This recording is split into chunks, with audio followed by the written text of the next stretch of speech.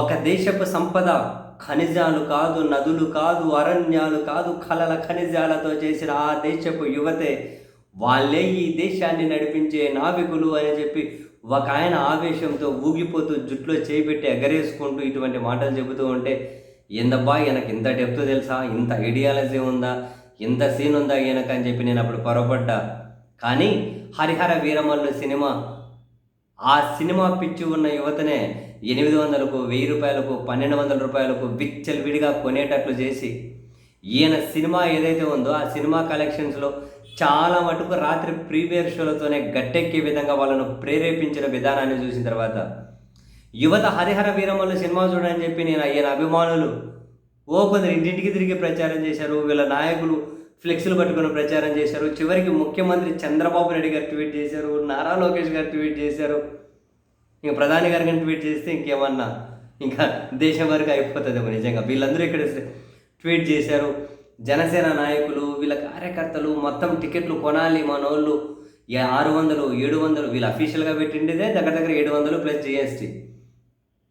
ఇంకా దానికి ఎక్కువ రేటు కొనాలి, మనకు డబ్బులు కావాలి, బయర్లకు సినిమా కొన్నోళ్ళకి వచ్చేయాలి, లేకుంటే నష్టాలు వస్తాయని చెప్పి ఈ ప్రీమియర్ షోల పేరు మీద ఈ యువతను విపరీతంగా కొనేటట్లు చేశారు. చూడండి, రాత్రి ప్రీమియర్నే, మళ్ళీ తర్వాత మామూలు టికెట్లు అబ్బే వీళ్ళ అభిమానులే చూడాలి. మెజారిటీ వాళ్ళు సినిమా బాగుంటే చూస్తారు, లేకుంటే ఓటీటీలో వస్తుందిలే అనుకుంటారు. ఆ యువతనంతటిని కనుక ఈయన అభిమానులందరినీ, ఈ అభిమానులు కూడా పిచ్చిని ఈ విధంగా క్యాష్ కన్వర్షన్కి వాడేసుకున్న తర్వాత అండ్ ఈ సినిమా కనీసం గట్టెక్కుతుందా, కొనుక్కున్న వాళ్ళు గట్టెక్కుతారా అని చెప్పి సందేహాలు ఫస్ట్ నుంచే ఉన్నాయి. ఆ సినిమా అమ్మినోళ్ళు కూడా ఉన్నాయి, అది వేరే విషయం. కానీ ప్రీమియర్ షోల పేరుతోటి డబ్బులంతా సాధ్యమైనంత వరకు వీలైనంత ఎక్కువ రాత్రి నుంచే లాగేసిన తర్వాత పర్వాలేదు, ఇది కూడా గట్టెక్కొచ్చు. ఈయన అభిమానుల పాపం ఆ పిచ్చి ఉంటుంది కదా, ఆ పిచ్చినే క్యాష్ కన్వర్షన్ చేసుకొని గట్టెక్కే ప్రయత్నాలు చేస్తూ ఉన్నారు. అందుకే ఇప్పుడు ఆవేశంతో ఊగిన డైలాగులు ఇటువంటి సినిమాల సందర్భంలో అయితే పనికొస్తాయి. అఫ్కోర్స్ నాయకుడిగానో రాజకీయాల్లో ఆయనకి ఎక్కడ సూట్ అవ్వదు, వేరే విషయం. కానీ ఈ సినిమా టికెట్లు కొనిచ్చేదానికన్నా ఉపయోగించుకున్నారు చూడండి. సరే నిజమేలేండి, ఆవేశానికి అర్థం ఉంది అనిపించింది. ఎమ్మెల్యేలు, ఎంపీలు, ఎమ్మెల్సీలు, ముఖ్యమంత్రి ట్వీట్ చేస్తూ ఉండే సినిమా గురించి, ముఖ్యమంత్రి ట్వీట్ చేస్తుంటే రాత్రి నుంచి ఎంత కమ్ముకుంటే అడిగేవాళ్ళు ఎవరు, ఎన్ని థియేటర్లలో వేసుకుంటే అడిగేవాళ్ళు ఎవరు, రాత్రంతా ప్రీమియర్లు వేసుకొని అడిగేవాళ్ళు ఎవరు, ఆ తర్వాత కలెక్షన్స్ వస్తాయో రావు ఎవరికి తెలుసు. ఫస్ట్ అయితే అభిమానులు అనబడేవాళ్ళు, జనసేన కార్యకర్తలు అనబడేవాళ్ళు, వీళ్ళందరితో కొనిచ్చేసేయండి, అయిపోయింది కదా, రైట్, కొనిచ్చేశారు. కొనిచ్చేశారు. మరి ఎంత గిట్టుబాటు అయిందో మొత్తం రాత్రే గిట్టుబాటు అవ్వాలి. ఈ రోజు రేపు 1-2 రోజులు ఇంకేమైనా గిట్టుబాటు అవ్వాలి. ఎందుకంటే ఆ సినిమాకు పెట్టేదంతా బయటపడాలి కదా, లేకుంటే వేరే మార్గం లేదు. ఈయన సినిమా లాభాలను నడిచినవి గత 25 ఏళ్ళలో తీసుకుంటే 3 సినిమాలు 4 సినిమాలు కానీ ఉండవేమో.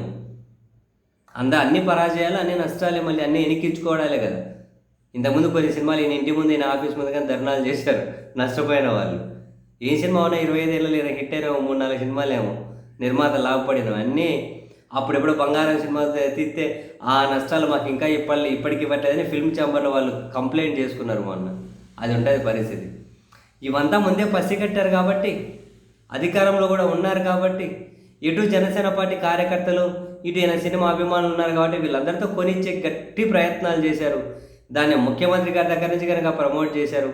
మరి ఇప్పుడు ట్రేడ్ అనలిస్టులు చెప్పాలి రాత్రి ఎంతవరకు బయటపడ్డారో ప్రీమియర్లో, ఆ తర్వాత ఆ రాత్రి ఎంత వరకు బయటపడ్డారో చూసి రాబోయే ఈ వీకెండ్ వరకు, శని ఆదివారం దాటుకునేంత వరకు ఎంత వ్యాపారం జరిగిందో ఒక ఎస్టిమేట్ చేసి మొత్తం మీద గట్టెక్కినారో లేదో తేలుతారు.